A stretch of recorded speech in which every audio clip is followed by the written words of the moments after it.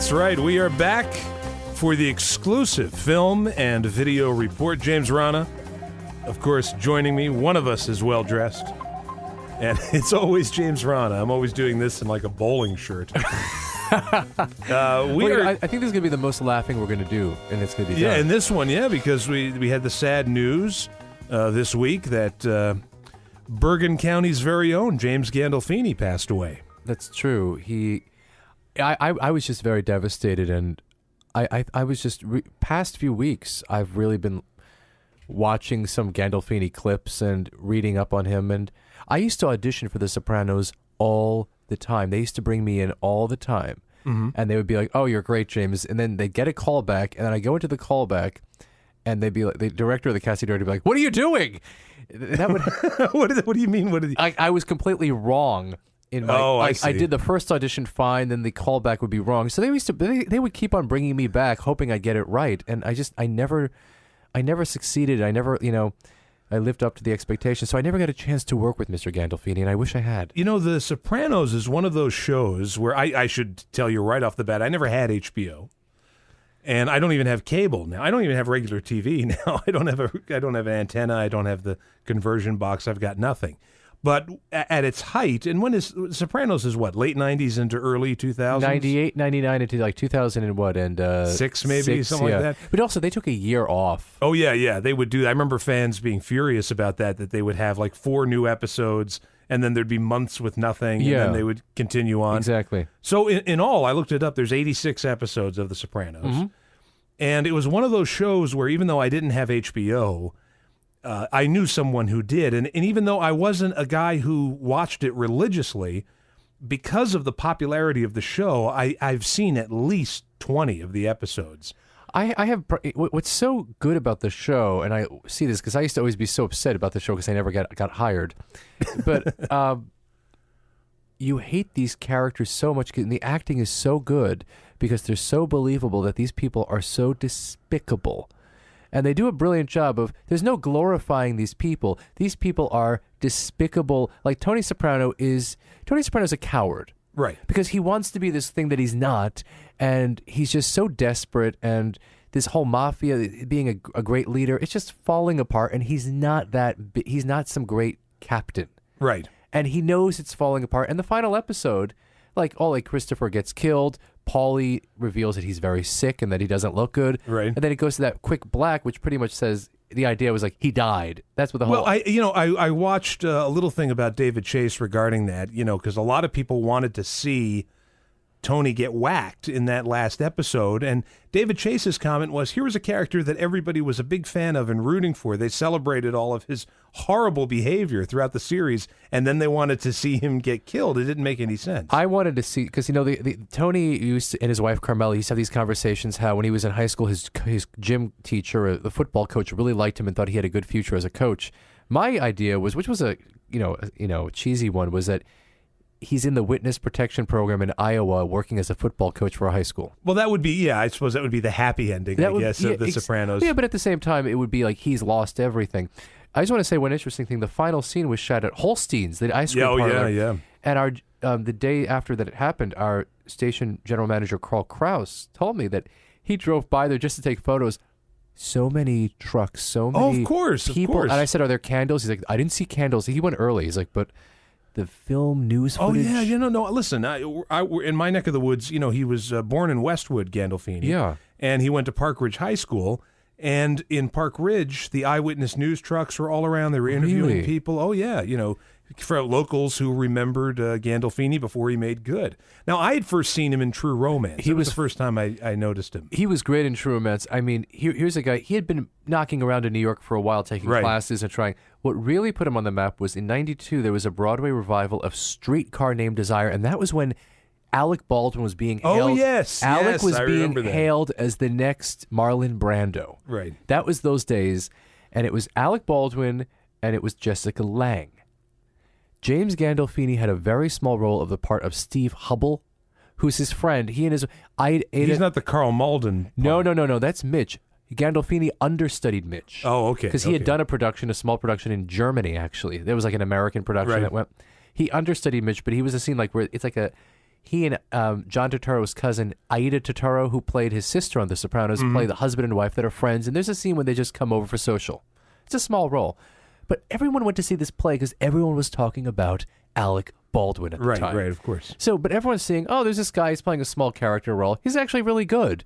So because of that, people started he started getting auditions. Right. He's a big guy. He was only in his early 30s. He looked much older. Yeah. And of course, he just passed away at the age of 51. He was in Italy as everybody knows, I guess with his son.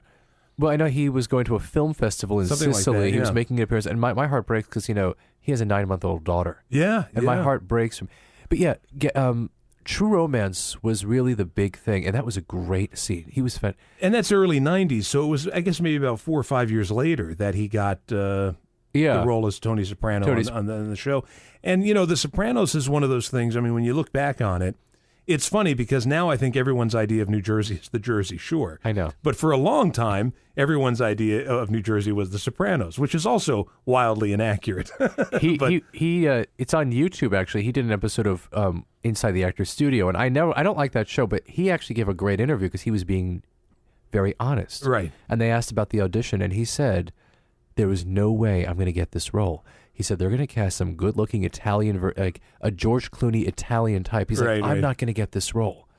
And he's like, but they kept on bringing him back. And he's like, what's going on here? The funny thing is when the Sopranos, it was so popular that it got picked up by A&E for reruns. Oh, yeah, I remember that. And, they would always edit because every other word was profanity. Yeah. So they would have to edit it. So the word bloodsucker was used a lot because it sort of matched the flap. You can think about that at home. I don't think A&E's real. We talk about flap because we work in cartoons. But yes, of course. Right. I think A&E, I don't doubt A&E has been airing those ever since because they're back on HBO every night at 11. Oh, are they really? They rerun it every night at 11 because they're smart. See, it was a show that I didn't really follow religiously, but like I said, it was always on. I always wound up watching episodes of it, and I would think about getting it on DVD, but it was so expensive. It was, but also there was so many local areas, right down Route 17.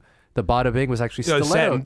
Satin Dolls. Satin Dolls. Let's get our strip club straight here, James Rana. Stilettos is on the Meadowlands Parkway. Of course you know this. Right. But yes, Satin Dolls, which by the way I'm sure was a big disappointment to people who went there like tourists. Let's go to Satin Dolls and realize that there's no nudity at Satin Dolls. Well, it's like a bikini bar, really. It became very touristy. Oh, sure. And that was a great form of venue. It was wonderful for the state of New Jersey. They even made a Sopranos video game. Yes. Did you know that? Right. It's called The Road to Respect. Yeah. And in that game, they actually have Bada Bing, which is the interior of Satin Dolls, in the game. And it's very bizarre to look at for someone who's been inside Satin Dolls. Not to say that I have frequented that place. Let's just say that I was familiar with Bada Bing long before there was a Bada Bing. Yeah, back to Gandolfini. Also, what I liked about The Sopranos, they brought some very strong actors into the show. I thought the show really began to fly when they brought another New Jersey native from Hoboken, Joe Pantoliano, on the show. Oh, yeah. As Ralphie. And he was... Joey Pants. Who was phenomenal on the show. He actually... He lived over in, he's from Hoboken, but he lived in Cliffside Park for years. Wonderful actor. Then Buscemi joined the cast. Yeah. So there was very good acting on the set across the board, and of course from Springsteen's band. Little Steven. Yes. Whatever his name is. I forget his name. I'm not a Steve Van Zandt. I'm not a Springsteen fan, guys. I'm sorry to tell you. Someday that'll be changed. My plan. But anyway, Gandolfini was so good on that show. And I give him credit because he was very much into the training of the actor and taking class. So much that he continued to have his acting coach working with him for each episode. That man worked. Yeah. He had a work ethic. And we don't see that from a lot of actors today. But one of the things that's been mentioned in a lot of the obits was the fact that he could never actually escape that character. It became such an iconic role. Yeah. Sort of like Archie Bunker. Like Carroll O'Connor could do other things, but you always think of him as Archie. And it's the same deal with James Gandolfini. I would watch In the Heat of the Night, and I'm like, why does Archie Bunker have a southern accent? But you know what? That's not a bad thing. I mean, I think it's an accomplishment if you've got a character who's part of the cultural landscape, that everyone knows who that character is. that might be frustrating as an actor if you want to do something completely. I mean, for all we know, maybe Gandolfini wanted to do like a light romantic comedy. In fact, he's got some coming out. Yeah. There's like 2 completed films that he was working on. Gandolfini always referred to himself. He says, I'm not the, first of all, he was not the Tony Soprano at all. He was anti-gun, anti-violence. Right. He always said that he's like, I'm the 290-pound Italian-American Woody Allen. No, that's what he loved, that kind of stuff. I remember he even did an episode of Sesame Street. He did the alphabet with Elmo. Yeah, and he also did one where he was afraid. Did you ever see that one? What scares Gandolfini? It was like 3 things. No. One was large talking vegetables. And of course, they have a large talking vegetable Muppet comes into the frame. He did, I'm sorry I interrupted you. That's fine.